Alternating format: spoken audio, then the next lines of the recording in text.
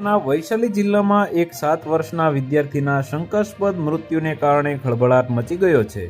ગોપાલપુર ચોક સ્થિત જ્ઞાન નિકેતન કોચિંગ હોસ્ટેલના એક રૂમમાંથી બાળકનો મૃતદેહ મળી આવ્યો છે। પરિવારજનોએ બાળકનું ગળું કાપીને હત્યા કરવામાં આવી હોવાનો ગંભીર આરોપ લગાવ્યો છે। આ ઘટના બાદ મોટી સંખ્યામાં સ્થાનિક લોકો એકઠા થયા અને ગુસ્સામાં આવીને હોસ્ટેલમાં ભારે તોડફોડ કરી હતી। તેમણે હોસ્ટેલ સંચાલકની ગાડીને પણ નુકસાન પહોંચાડ્યું અને સ્થિતિને નિયંત્રિત કરવા પહોંચેલી પોલીસ ટીમ પર પથ્થરમારો પણ કર્યો હતો।